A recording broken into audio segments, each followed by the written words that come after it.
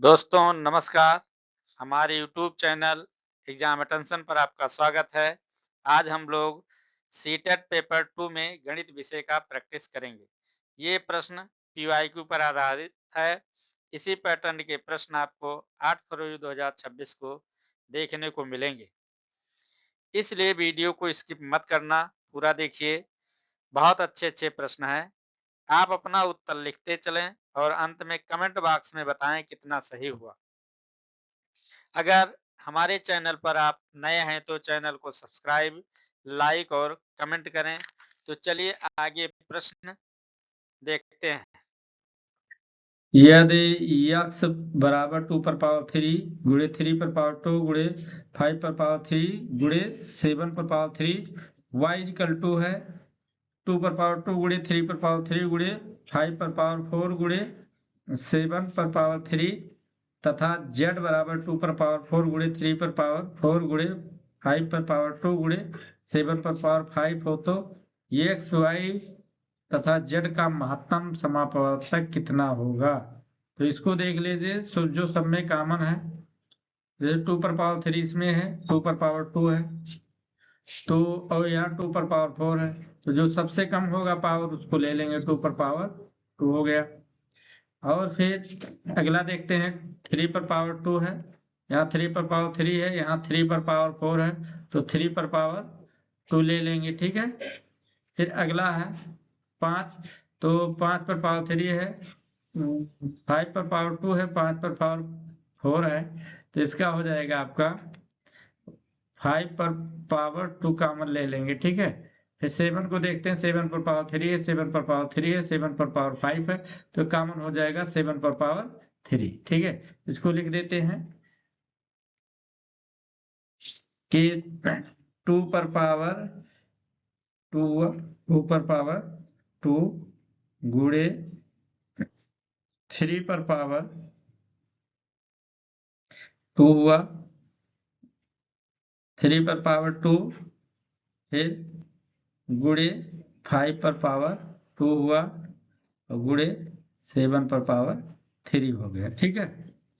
अब आपका ये पावर बराबर है सब, तो इसको लिख देंगे 2 गुणे 3 गुणे 5 पर पावर 2 गुणे 7 पर पावर 3। ठीक है। तो 2 तिहाई 6 पंचे 30, यानी 30 पर पावर 2 हो जाएगा, 30 पर पावर 2 और गुणे 7 पर पावर 3। यही आपका आंसर हो जाएगा। ठीक है। इसका ऑप्शन नंबर 1 सही हो जाएगा। अगला प्रश्न देखते हैं।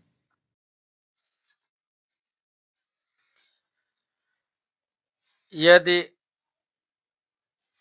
52,272 बराबर पी स्क्वायर गुणे क्यू क्यूब गुणे आर पर पावर 4, जहां पी क्यू तथा आर अभाज्य संख्याएं हैं, तो p 2p plus q minus r का मान है। तो इसको सबसे पहले आप क्या करेंगे, इसको जैसे आप कर लीजिए, पहले इसका गुणनखंड निकाल लीजिए। इसे 5 2 2 7 और 2, इसका गुणनखंड करो तो इसका हो जाएगा 11। 11 का स्क्वायर होगा गुणे, फिर 3 पर क्यूब होगा, 3 पर क्यूब होगा, और फिर 2 पर पावर 4 होगा। यही आपका गुणनखंड बनेगा, आप करके देख सकते हैं। ठीक है। तो यहाँ पर p का मान कितना हुआ, 11 हुआ, q का मान कितना हुआ, 3 हुआ, और r का मान 2 हुआ। अब इसको रख दीजिए, 2p प्लस q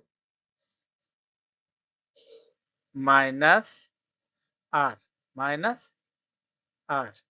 ठीक। अब यहाँ पर लिखो, तो 2 गुणे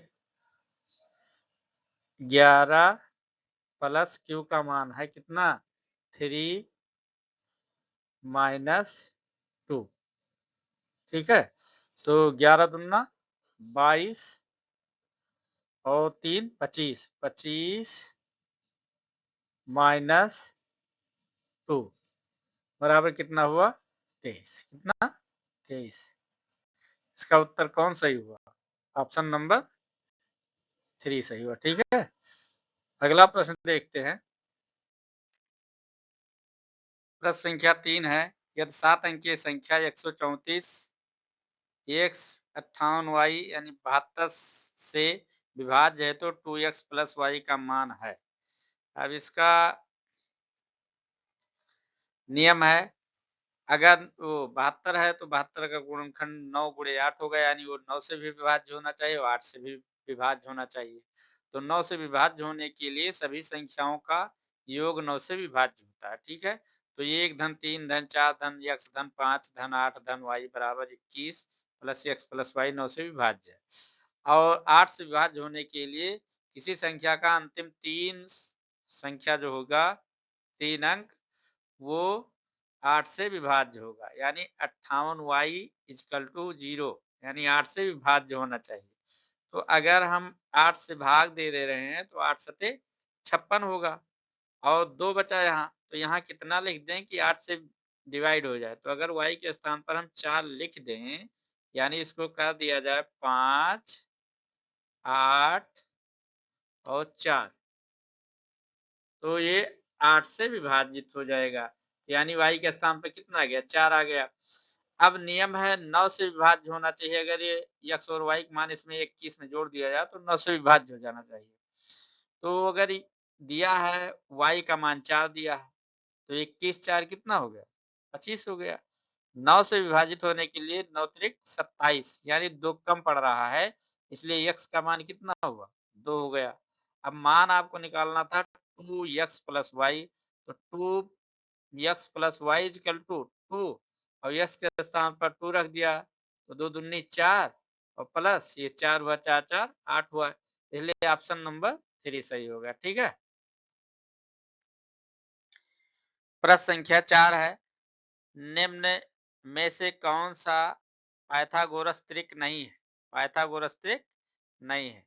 इसमें पाइथागोरस त्रिक का नियम है कि पहली संख्या और दूसरी संख्या दोनों संख्या का वर्ग कर लो और फिर तीसरी संख्या का वर्ग बराबर हो जाएगा। यानी मान लीजिए ये स्क्वायर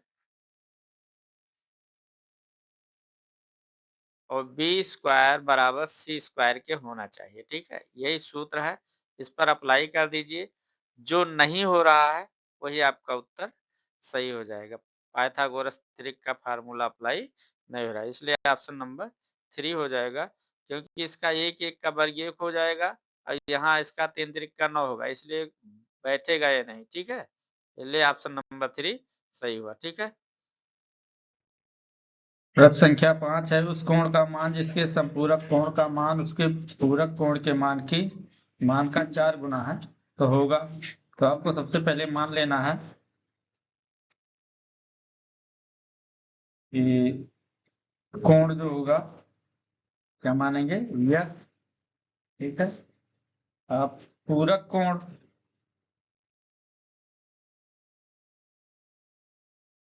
पूरक कोण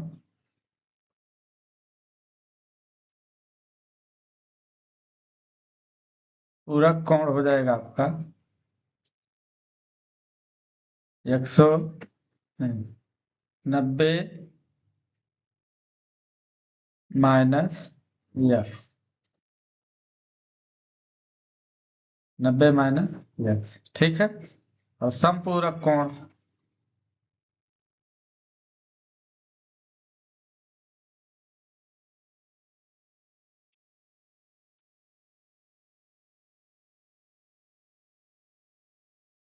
संपूरक कोण जो होगा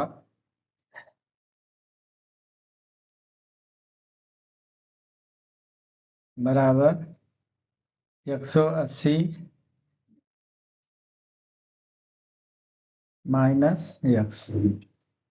ठीक है, अब प्रश्नानुसार संपूरक कोण बराबर पूरक कोण का 4 गुना होगा, तो 180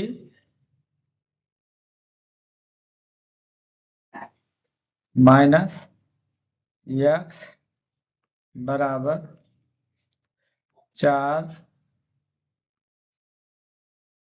गुणे 90 माइनस एक्स का पूरक कोण है, ठीक है, ये पूरक कोण है। अब इसको गुणा करेंगे तो 180 माइनस एक्स बराबर 360 माइनस 4x, ठीक है।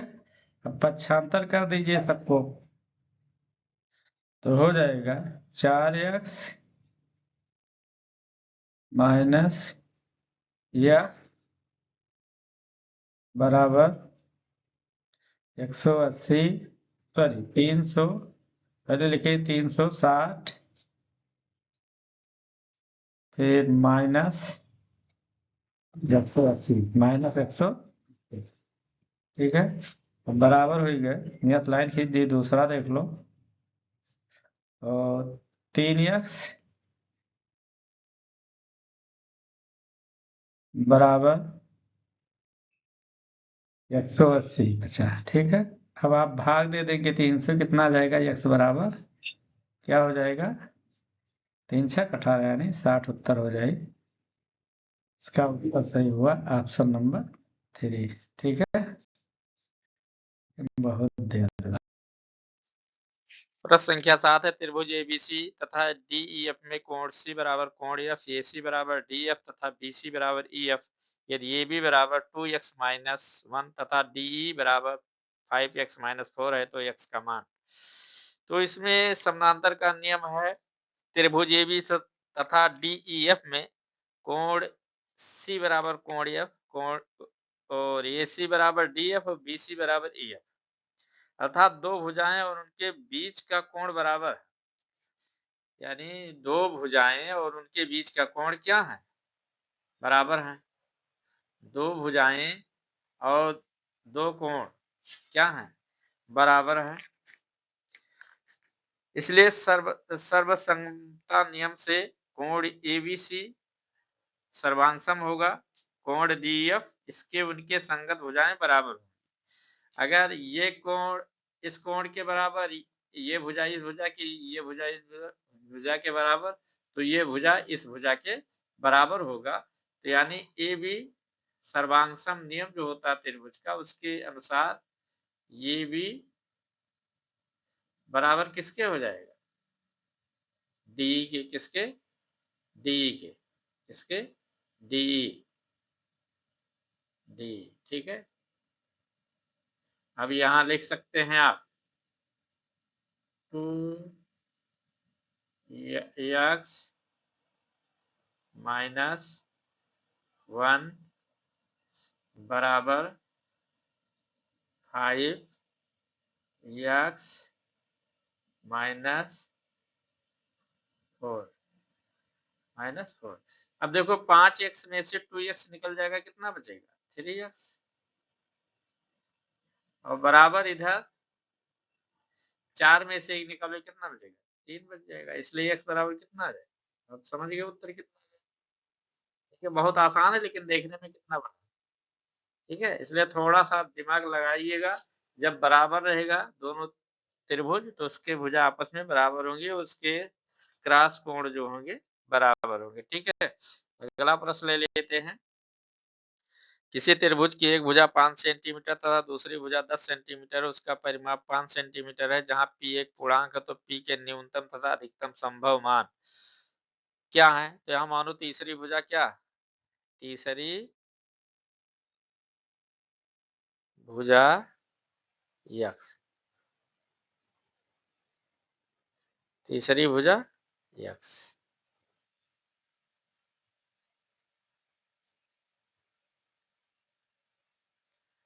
बराबर क्या हो गया, x होगा, तीसरी भुजा x। अब तो एक कोण दिन है, एक भुजा दिया है 5 सेंटीमीटर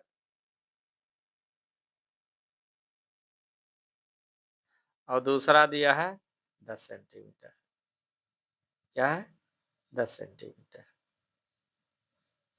अब तीसरी भुजा का माप अगर हमको पता हो जाए तो हम P का न्यूनतम और अधिकतम मान ज्ञात कर सकते हैं। तो इसका एक नियम है, त्रिभुज असमता नियम होता है। क्या होता है? त्रिभुज असमता नियम। किसी भी त्रिभुज में हमेशा जो होगा ये माइनस बी, ये माइनस बी जो होगा वो सी से छोटा होगा। यानी सी मान लीजिए, जो तीसरी भुजा यक्स, क्या मान लेंगे इसको? यक्स मान लो तीसरी भुजा। और फिर ये जो होगा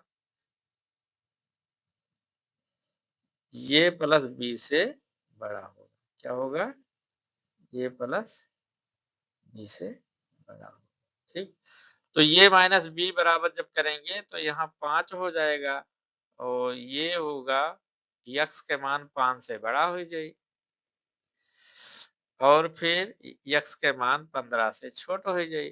तो 5 से बड़ा यक्स के मान कितना होगा? 106 हो गया एक ठो मैक्सिमम, माने 5 से बड़ा, सबसे बड़ा, माने सबसे बड़ा नहीं, 5 से बड़ा, अच्छा हुआ। और फिर 15 से छोटा कितना हुआ? 14 हुआ। कितना हुआ? 14। बीच में कई संख्याएं हैं, 6, 7, 8, 9, 10, 11, 12, 13 तक, यहाँ तक जाएंगे, लेकिन मैक्सिमम जो बड़ा होगा 14 और सबसे छोटा जो होगा 6 होगा। ठीक है, इसलिए अब जोड़ लीजिए। आप इसको जोड़ेंगे तो मैक्सिमम कितना होगा? 10, 5, 15 और 6 कितना हुआ? 21। 10, 5, 15 और 14 कितना हुआ? 29। यानी उसका उत्तर हुआ 21 और 29। ठीक है, फिर अगला प्रश्न देखते हैं। प्रश्न संख्या 9 है, आंकड़ों 13, 8, 15, 14, 17, 9, 14, 16, 13, 17, 14, 15, 16, 15, 14 का मध्यिका यक्स है। यदि 8 के स्थान पर 18 रख दिया जाए तो नई मध्यिका y होगी। यक्स तथा y का योग होगा। तो देख लीजिए, यहाँ मैंने पहले लिख दिया है, लिखने में बहुत टाइम लग रहा था इसलिए मैंने लिख दिया, क्योंकि ये वीडियो बहुत लंबा हो जाता है। तो 8, 9, 13, 13, 14, 14, 14 ये सब लिख दिया क्रम से, आरोही क्रम में। तो इसमें देखो टोटल 15 संख्या बनना है। 15 संख्या में आप लास्ट के 7 ले लो और पहले 7 ले लो। तो 1, 2, 3, 4, 5, 6, 7, तो यानी 7 ये आपने ले लिया यहां तक। फिर ये लास्ट 7 ले लिया। ठीक है, ये मध्यिका कितना आएगा? यक्स के मान कितना आया? 14। यक्स के मान 14 आया। कितना आया? 14।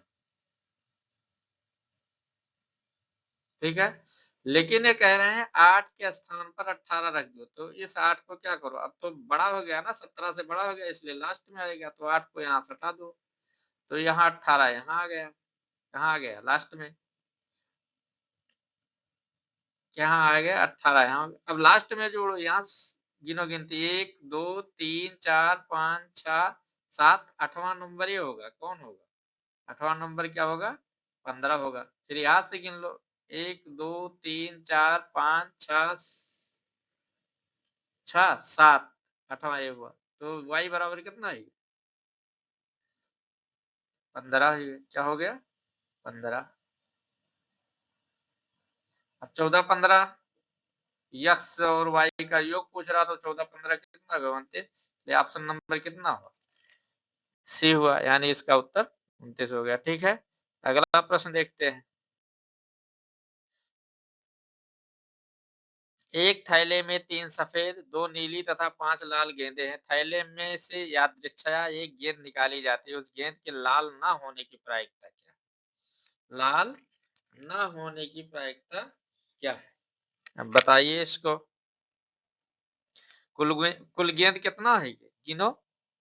3, 2, 3, 2, 5, 5, 10। कुल गेंद कितना है? 10। कुल गेंद कितना हुए? 10। अब कह रहा है कि उस गेंद के लाल ना होने की प्रायिकता कितना होगा। तो लाल होने की प्रायिकता पहले निकाल लो। लाल होने की प्रायिकता निकाल लो या लाल ना होने की प्रायिकता, दोनों। तो 3 और 2 कितना हुआ 5, तो 5 बटा कितना करोगे 10, इसलिए 5 एकम 5 और 5 दूनी 10, कितना हो गया 1/2 आ गया उत्तर इसका 1/2। ठीक है, ये ना होने की और होने की जब निकालोगे तो 5/10 करोगे, और होने की तो 5/10 यानी 1/2 हो रहा है, 1/2 हो जाएगा। लाल होने की संभावना 1/2 है, लेकिन ना होने की तब एक में से क्या करो 1/2 घटा दो। तो ना होने की इस तरह भी निकाल सकते हैं, दोनों तरह से आप निकाल सकते हैं। पहले 5 जो लाया गया 3 2 5 लाया गया, 5 ये नहीं, ठीक है। तो ये दोनों तरह से आप उत्तर निकाल सकते हैं। ठीक, अगला प्रश्न देखते हैं। इसका उत्तर होगा इसका उत्तर होगा चौथा 1/2 होगा। अगला प्रश्न देखते हैं। प्रश्न संख्या 11, किसी घनाभ का कुल पृष्ठीय क्षेत्रफल 194 वर्ग मीटर है, इसकी लंबाई 8 मीटर तथा चौड़ाई 6 मीटर हो तो उसका आयतन घन मीटर में। तो देखो लंबाई चौड़ाई दिया है, हमको सबसे पहले ऊंचाई ज्ञात करनी होगी। ठीक है, तो ऊंचाई ज्ञात करने के लिए इन्होंने संपूर्ण पृष्ठ दिया है घनाभ का, तो संपूर्ण पृष्ठ होता है उसका 194 लिख दो संपूर्ण पृष्ठ। इसका फार्मूला होता है 2 गुणे लंबाई गुणे चौड़ाई 8 गुणे 6, 8 गुणे 6, लंबाई 8 है चौड़ाई 6 है, और प्लस ऊंचाई गुणे चौड़ाई गुणे ऊंचाई, तो चौड़ाई 6 है, ऊंचाई आप मान लो h। ठीक है, तो h लिख दिया, प्लस ऊंचाई गुणे लंबाई होता है, तो ऊंचाई h है और लंबाई 8 है, तो यहाँ लिख देंगे 8h। ठीक है, बस अब आप गुणा कर लेंगे तो 8 6 14h हुई, 8 6 48 हुई। यहाँ 2 से भाग दे दीजिए, इसमें 2 से भाग दे देंगे तो हो जाएगा 97। कितना 97 बचा यहाँ पर, 8 6 48 बचा, और ये कितना हो गया 14, कितना 14h, 14h। ठीक है, अब इसमें से आप घटा देंगे 97 से 48, तो बचेगा कितना 49, कितना 49 बराबर कितना हुआ 14h। अब आप h के मान निकाल सकते हैं, आप भाग दे दीजिए किसे 49 में 14 से।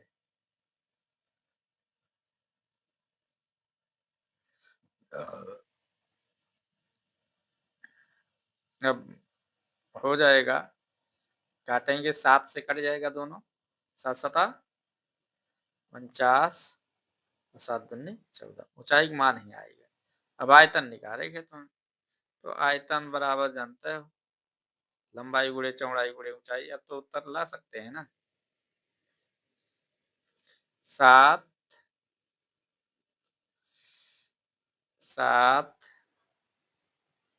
बटा 2 गुणे 8 और गुणे 6। अब ये आपका उत्तर हो जाए। ठीक है, तो 2 से काट दो, 2 चौक 8 और 4 छक 24 सत्ते कितना है 168, कितना हुआ 168, लिए ऑप्शन नंबर 3 सही हुआ। ठीक है, 168 घन मीटर।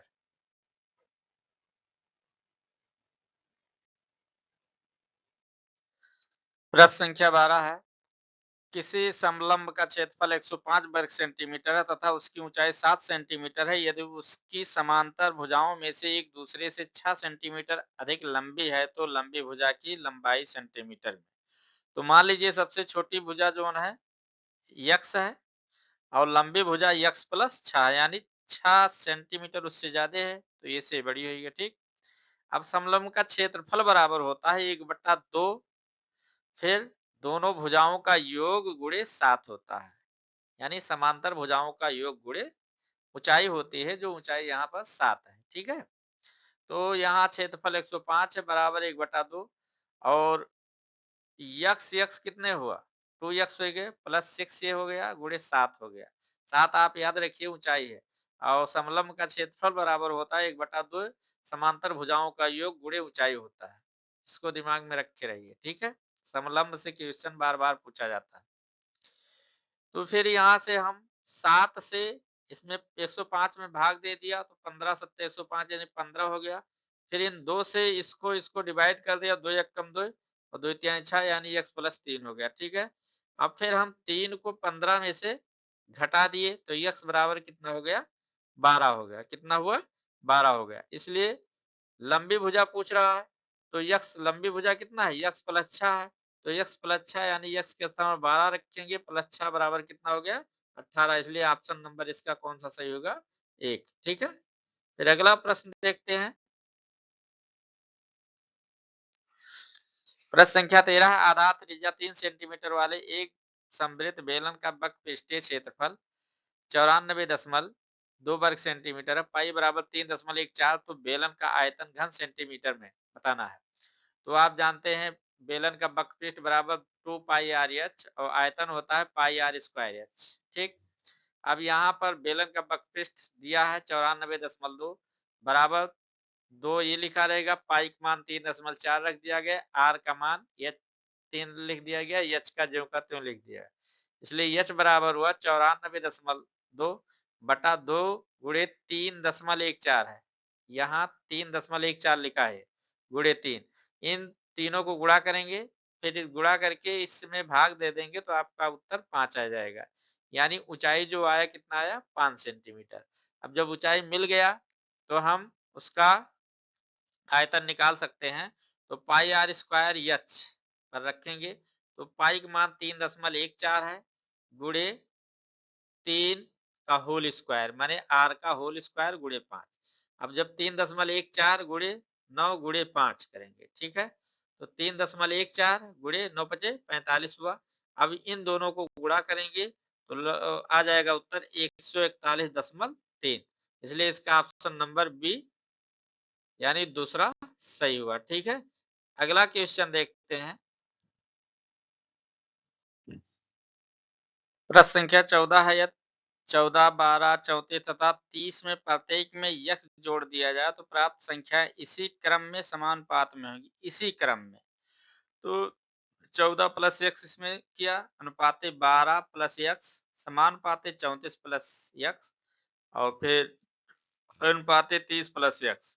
तो आप जानते हैं कि समानुपात नियम में बाहरी संख्याओं का गुणा कर दिया जाता है बराबर आंतरिक संख्याओं का गुणा होता है। ठीक है, तो 14 प्लस एक्स यहाँ बाहर और 30 प्लस एक्स इधर बाहर, तो दोनों की इधर गुणा किया गया। आंतरिक जो है इधर ये दोनों को क्या किया गया गुणा करके इधर बराबर कर दिया 12 प्लस एक्स और 34 प्लस एक्स।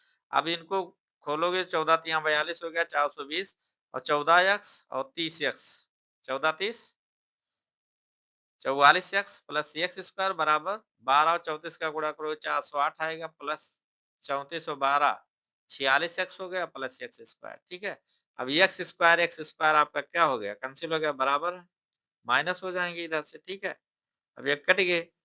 अब यहाँ 408 में से 420 में से 408 घटाओगे कितना बचेगा 12 बचेगा। कितना बचेगा 12 और 46 एक्स में से 44 एक्स घटाओगे 2 एक्स। इसलिए एक्स बराबर कितना है 2 छक 12। लेकिन आपको मान कितना निकालना है अंडर रूट 12 एक्स प्लस 9 का मान याद करना है। इसलिए अंडर रूट 12 एक्स प्लस 9 यानी छा के सॉरी एक्स के स्थान पर आप 6 लिखेंगे तो 12 छक 72 हो जाएगा। ये 9 जोड़ देंगे 72 9 81 81 का वर्गमूल कितना हुआ 9 हुआ। इसलिए इसका ऑप्शन नंबर 2 सही हुआ। ठीक है, अगला वीडियो देखते हैं, सॉरी अगला क्वेश्चन देखते हैं। प्रश्न संख्या है 15। निम्नलिखित में से कौन सा कथन सत्य है। एक समखष्टभुज में केवल 6 सममित रेखाएं होती हैं। 10 भुजाओं वाले समबाहुभुज में 10 सममित रेखाएं होती हैं। एक वृत्त की कोई सममित रेखा नहीं होती। एक कोण की 2 सममित रेखाएं होती हैं। आप बताइए इसका कौन सा उत्तर सही होगा। देखिए, एक समखष्टभुज में केवल 4 सममित रेखाएं होती हैं, गलत है। इसमें कितनी रेखाएं होती हैं? 6 सममित रेखाएं होगी। समखष्टभुज में 6 सममित रेखाएं होगी, लेकिन लिखा है 4 इसलिए गलत हुआ। दूसरा, 10 भुजाओं वाले समबाहुभुज में 10 सममित रेखाएं होती हैं। क्या ये सही है? बताएं। एक वृत्त की कोई सममित रेखा नहीं होती है, तो ये गलत है, क्योंकि इसके अनंत सममित रेखाएं होती हैं। कितना? अनंत। कितने? अनंत। अनंत रेखा होती, ठीक है। फिर एक कोण की 2 सममित रेखाएं होती हैं। एक कोण की केवल एक सममित रेखा होती है। कितने? एक। इसलिए सही कौन हुआ जान गए? ए बी, ऑप्शन बी सही हुआ। 10 भुजाओं वाले समबाहुभुज में 10 सममित रेखाएं होती है, ठीक है। प्रश्न संख्या 16 है, यक्स का वह मान जो समीकरण 10x प्लस 6 प्लस 8 ब्रैकेट में x minus 3 equal to 5 bracket में 5x माइनस 4 को संतुष्ट करता है, निम्नलिखित में से किस समीकरण को भी संतुष्ट करेगा। अभी आपका यहाँ पर हम यही सीधा इसको ब्रैकेट जो है इसको हम खोल दे रहे हैं, ये यहाँ तक के, ठीक है। अब इसको सीधा हम लिख रहे हैं, जब यहाँ से गुणा करेंगे तो 10 छक ये 60 हो जाएगा और 10 यक्स हो जाएगा। तो सबसे पहले लिखेंगे 10 यक्स, ठीक है। 10 यक्स प्लस, अब 10 का 6 में गुणा करेंगे 60 हो गया, ठीक है। 10 छक 60 प्लस 8 यक्स हो गए, 8 का यक्स से गुणा करेंगे, फिर 8 त्रिक 24 हो गया, ठीक है। कितना? 24 बराबर, इसको भी खोल देंगे, 5 पचवम 25 यक्स। कितना? 25 यक्स और माइनस 5 20, 5 20। अब आप जोड़ लेंगे 10 8 18 एक्स और फिर ये घटा देंगे तो यहाँ बचेगा 36 और ये 18 है 25, तो 25 एक्स में से इधर लाएंगे तो 18 घट जाएगा, तो 25 में से 18 निकालेंगे कितना बचेगा? 7 एक्स, ठीक है। और फिर इधर बचा था 60 में से 24 निकाले थे तो बचा था 36, लेकिन ये पक्षांतर करेंगे इधर लाएंगे तो प्लस में हो जाएगा, तो 36 और 20 कितना हो जाएगा? 56 हो जाएगा, ठीक है। अब यक्स का मान कितना हो गया? यक्स का मान 7 8,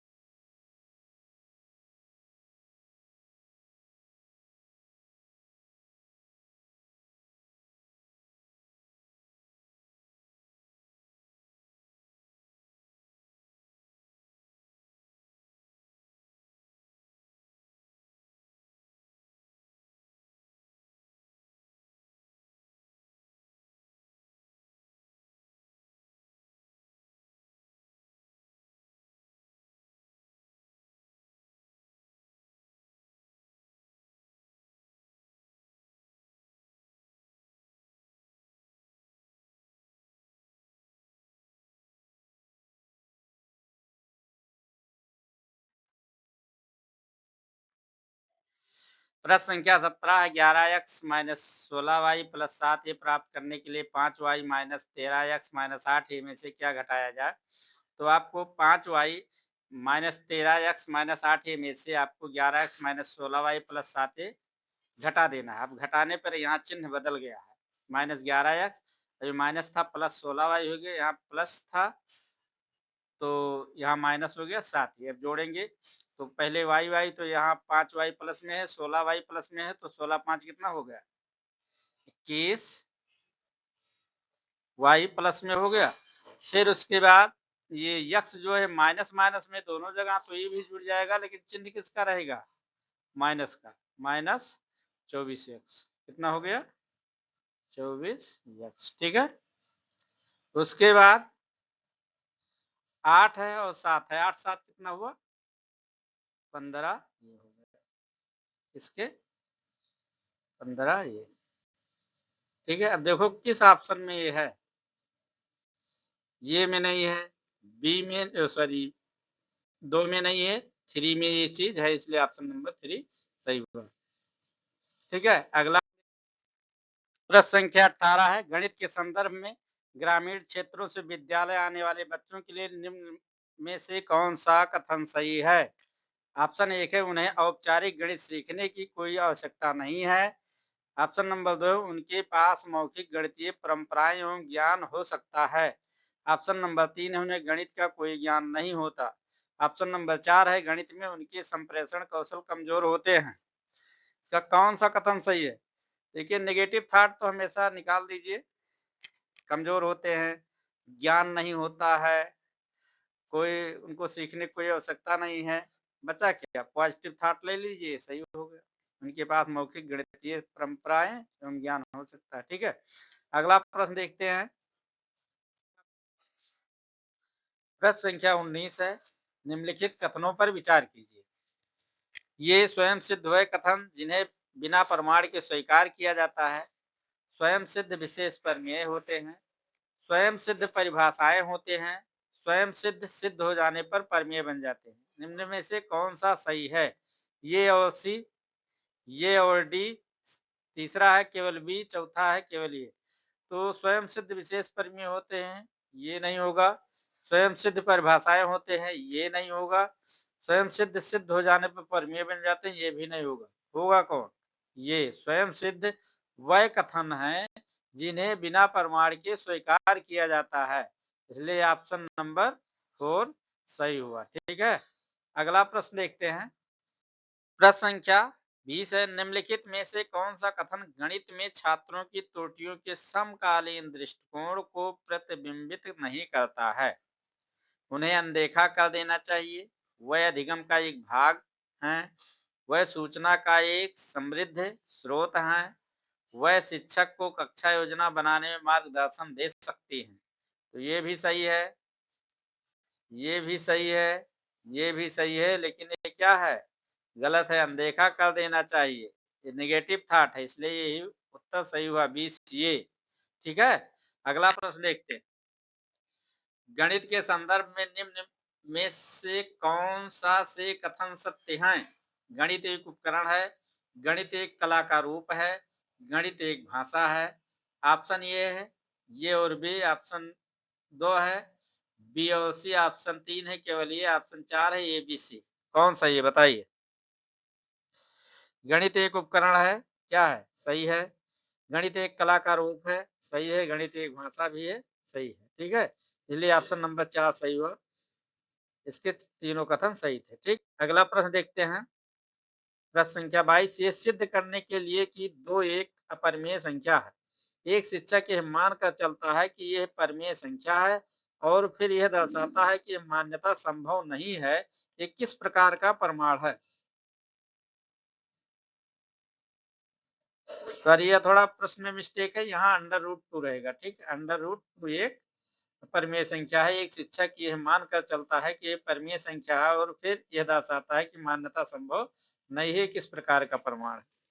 ऑप्शन नंबर ये है आगमन, ऑप्शन 2 निगमन, ऑप्शन 3 है विरोधाभास, ऑप्शन 4 है सत्यापन। तो यहाँ पर क्या है, परिमेय संख्या और फिर यह दर्शाता है मान्यता संभव नहीं है। तो दोनों तरह से क्या हो रहा है, यहाँ पर विरोध हो रहा है, तो ये हो गया क्या, विरोधाभास। क्या हुआ, विरोधाभास। ठीक है, फिर अगला प्रश्न देख लेते हैं। प्रश्न संख्या 23, प्रश्न संख्या 23, निम्न में से कौन सा कथन गणितीय अधिगम के वांछित मूल्यांकन अभ्यास को दर्शाता है। प्रश्न ऑप्शन संख्या 1 है, केवल कागज कलम वाले प्रश्न ही उपयुक्त हैं। ऑप्शन नंबर 2 है, बच्चों से बातचीत तथा व्यक्तिगत चर्चा भी सहायक हो सकती है। ऑप्शन 3 है, मूल्यांकन केवल सही उत्तर पर आधारित होना चाहिए। ऑप्शन 4 है, गलत उत्तरों को अनदेखा कर देना चाहिए। कौन सा सही बताइए। गणितीय अधिगम के वांछित मूल्यांकन अभ्यास को दर्शाता है कि बच्चों से बातचीत तथा व्यक्तिगत चर्चा भी सहायक हो सकती है। ठीक है, अगर केवल लगा है तो वो भी गलत हो जाते हैं। यहाँ पर भी केवल है और ये भी गलत उत्तरों को अनदेखा कर देना चाहिए, ये भी नहीं है, देखना चाहिए कि क्यों गलत। ठीक है, अगला प्रश्न है,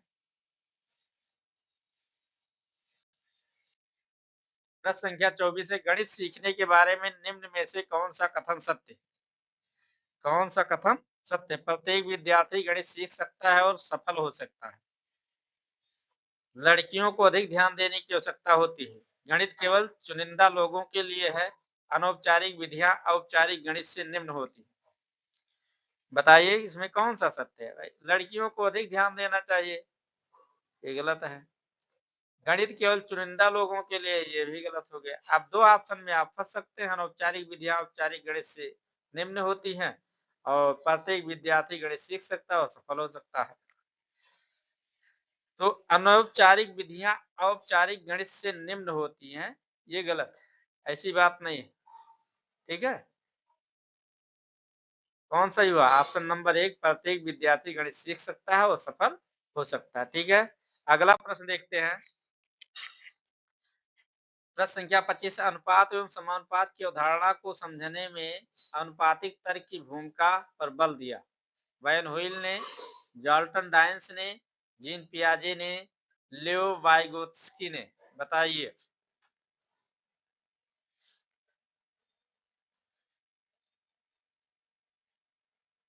किसने दिया? ऑप्शन नंबर 3 है, जीन पियाजे ने। ठीक है, अगला प्रश्न देखते हैं। प्रश्न संख्या 26, एक विद्यार्थी बीजगणित की शब्द समस्याएं हल नहीं कर पा रहा है जिनमें स्थानांतरण सम्मिलित है। सर्वोत्तम उपचारात्मक उपाय है। ऑप्शन नंबर 1 है स्थानांतरण पर अधिक अभ्यास कराना, अन्य भाषा की शब्द समस्याओं का अभ्यास कराना, सरल भाषा में समस्या समझाना, समानता की अवधारणा वैकल्पिक विधि से समझाना। समानता की अवधारणा वैकल्पिक विधि से समझाना, यही सबसे उपयुक्त है। ठीक है, दूसरे विधि, एक विधि के अलावा दूसरी विधि से भी समझा दो और वो समझ जाएंगे। ठीक है, अगला प्रश्न है, प्रश्न संख्या 27 है, गणित शिक्षण की समकालीन समझ, गणित शिक्षण की समकालीन समझ शिक्षकों को निम्न सभी करने के लिए प्रेरित करती है सिवाय अनुमान लगाने की क्षमता विकसित करना, अवधारणात्मक समझ से पहले गणना कराना, अनुमान एवं सत्यापन के अवसर देना, व्यवस्थित तर्क कौशल विकसित करना। बताओ इसमें कौन सा सही होगा?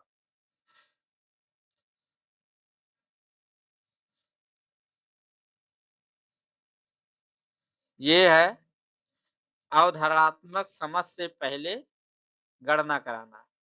पहले अवधारणात्मक समझ हो जाना चाहिए, उसके बाद गणना होता है। ठीक है, इसलिए क्या हो गया? गलत हो गया, बाकी तीनों सही है। अगला प्रश्न देख लो, ये है, इसको हल करना है। आप सभी लोग जानते होंगे, इसका उत्तर हल करोगे तो उत्तर इसका ऑप्शन नंबर 3 आएगा। अब इसको आप पहले भाग दे दो, तो ये पहले ब्रैकेट इसको तोड़ोगे तो भाग दोगे तो यह -2 आ जाएगा, 2 दूनी 4। फिर यहाँ गुणा करेंगे, ये 3 रहेगा। ठीक है, फिर माइनस, और इस माइनस का गुणा करोगे क्या हो जाएगा? +3 हो गया। फिर इसका गुणा करोगे 7 × 21 हो जाएगा, एक उसमें है।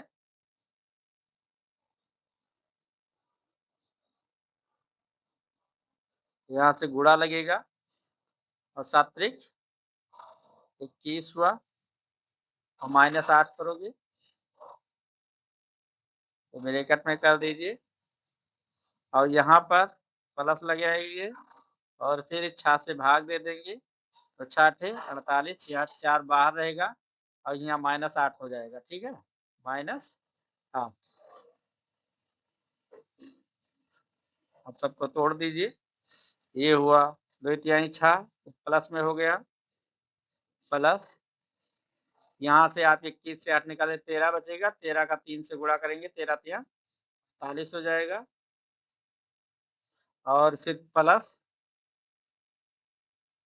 8 चौक 32 हो जाएगा, लेकिन यहाँ माइनस रहेगा, ठीक है, ये माइनस में हो जाएगा तो माइनस प्लस का माइनस हो जाएगा, 39 और 6 45 हो जाएगा,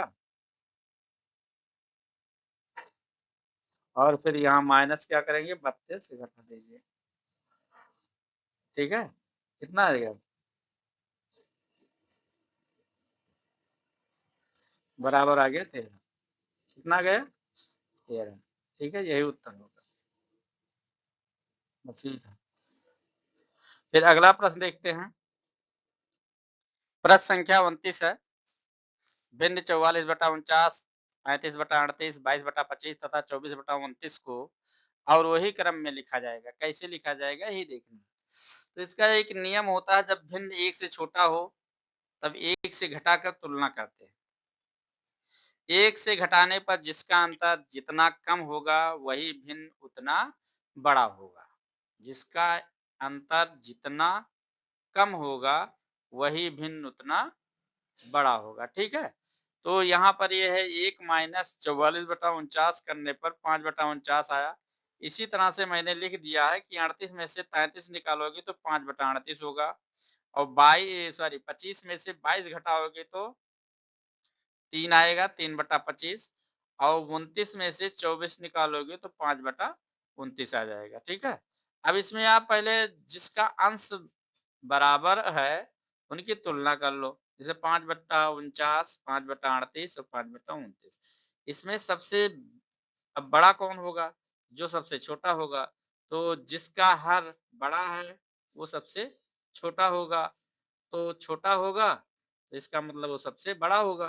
तो यहाँ पर देखो ये 2 ऑप्शन हो गया, ये दोनों तो गलत हो गए, ठीक है। अब इसमें देखो इन तीनों में कौन बड़ा है, फिर इससे बड़ा ये हो गया, अब इससे बड़ा ये हो गया, लेकिन सबसे छोटा कौन, सबसे छोटा कौन होगा इन तीनों में, तो सबसे छोटा ये 5/29 होगा, 5/29 होगा। तो 5/29 4 ऑप्शन नंबर 4 में देखोगे है ही नहीं, ठीक है, इसलिए ये होगा नहीं, ठीक है। तो आपका उत्तर कौन हो जाएगा, ऑप्शन नंबर 3, यही आपका सही उत्तर हो गया, ठीक है। चलिए अगला प्रश्न देखते हैं। प्रश्न संख्या 30 है। निम्न में से कौन सा कथन पूर्णांकों के लिए सत्य नहीं है? गुणा साहचर्य गुण धर्म का पालन करता है, भाग कर्म विनिमय है, एक गुणात्मक तटस्थ आयो है, घटाव कर्म विनिमय नहीं है। बताओ इसमें कौन सा सही नहीं है।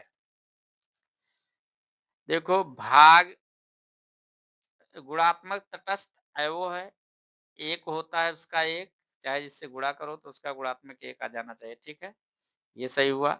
घटाव में कर्म विनिमय नियम लागू नहीं होता, ये सही है, ठीक है, ये सही है।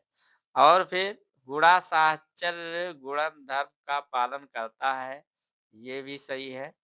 भाग कर्म विनिमय नहीं है, इसका क्रम बदलने से इसका मान अलग आ जाएगा, ठीक है। अब गुणात्मक तटस्थ है वो, घटाव कर्म विनिमय नियम, कर्म विनिमय नियम आप जानते होंगे, उसका क्रम बदल दो, जैसे 2 धन 3 कितना हुआ 5 हुआ, इसको क्रम बदल दे दीजिए, 3 धन 2 बराबर कितना हुआ 5 हुआ, ये क्रम विनिमय नियम कहलाता है।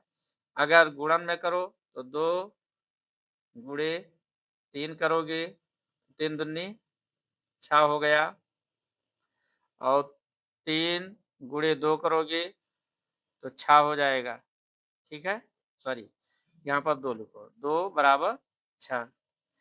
लेकिन अगर भाग में आप देखें, अगर 4 भागे